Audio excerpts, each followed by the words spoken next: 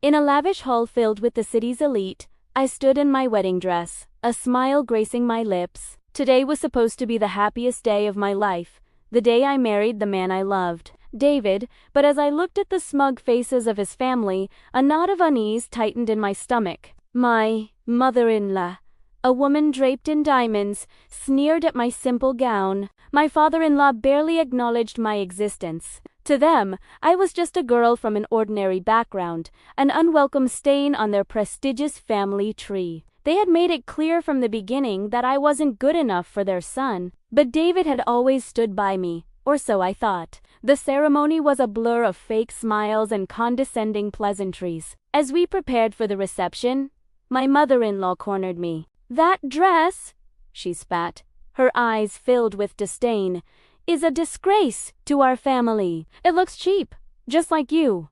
Before I could react, she and David's sister grabbed the delicate fabric. With a sickening rip, they tore the dress from my body, leaving me standing in my undergarments, exposed and humiliated in front of everyone. The room erupted in a mixture of gasps and cruel laughter. My eyes darted around, searching for David. I saw him standing in a corner, his face pale, but he didn't move.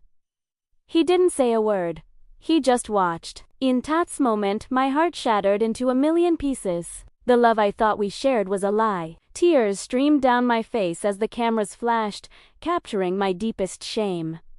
This wasn't just an insult. It was a public execution of my dignity. My mother-in-law's voice echoed through the hall. "See? This is what happens when you try to climb a ladder you don't belong on. A girl with no background, no family of worth, will always be trash." The guests, who had once offered polite congratulations, now looked at me with pity and scorn. I felt so small, so utterly alone. I had given up everything for David, believing in his promises of love and protection. Now, I was just a spectacle, a joke for their entertainment. The pain was so intense, I could barely breathe. Just as I was about to collapse from the weight of it all, a deep, commanding voice cut through the noise. "That's enough." The crowd parted like the Red Sea. A man in a perfectly tailored suit, flanked by a team of imposing figures, strode towards me. His face was etched with a cold fury I had never seen before. He draped his expensive jacket over my shoulders, shielding me from the prying eyes. My heart leaped. It was him, the man I hadn't seen in years.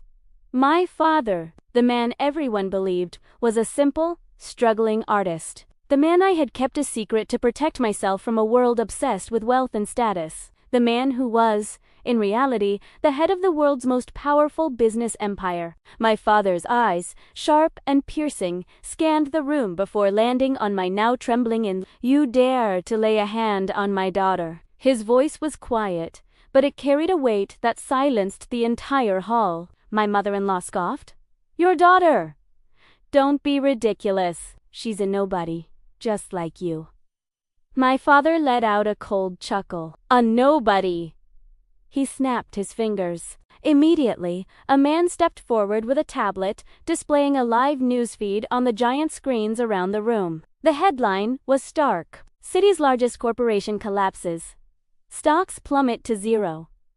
A wave of murmurs swept through the crowd as people frantically checked their phones. My father-in-law's face turned ashy. His entire fortune, his legacy, was built on that corporation. What have you done?" he stammered, his voice shaking.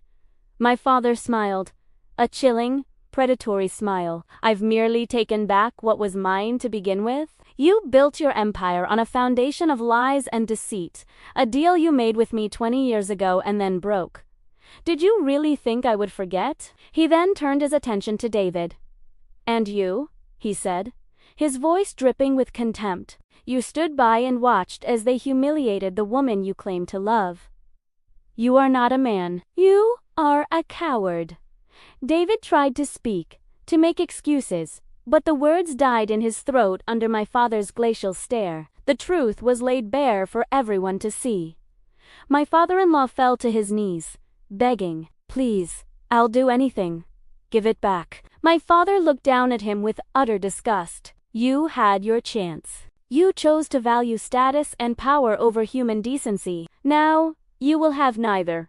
He then turned to my mother-in-law, whose face was a mask of horror. "As for you," he said, "you enjoy humiliating people. Let's see how you like it."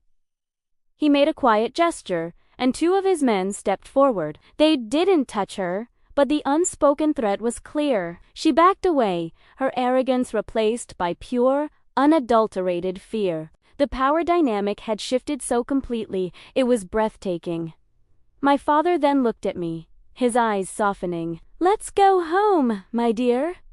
He gently guided me out of the hall, away from the wreckage of my old life. The guests, who had once scorned me, now averted their eyes in fear and respect. As we walked out into the cool night air, I felt a sense of liberation I had never known. I was no longer the girl who needed to prove her worth. I was the daughter of a king who had just reclaimed his kingdom and his princess. The humiliation I had suffered was immense, but the retribution was swift and absolute. The story spread like wildfire. The family that was once at the pinnacle of society became a laughingstock, their name synonymous with disgrace. They lost everything: their money, their status, their friends. David tried to contact me, sending desperate texts and voicemails filled with apologies and declarations of love. But it was too late.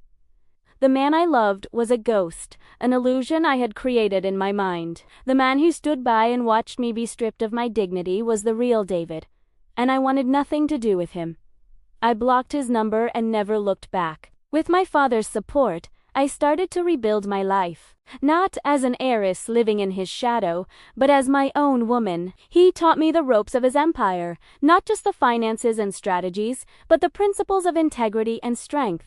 I discovered a fire within myself I never knew existed. The timid girl who had been shamed at her own wedding was gone. In her place stood a confident woman, unafraid to command a boardroom or make tough decisions. I learned that true power isn't about the family you reborn into or the money you have, but the respect you earn and the strength of your own character. My past was a painful but necessary lesson. It forged me into the person I was always meant to be.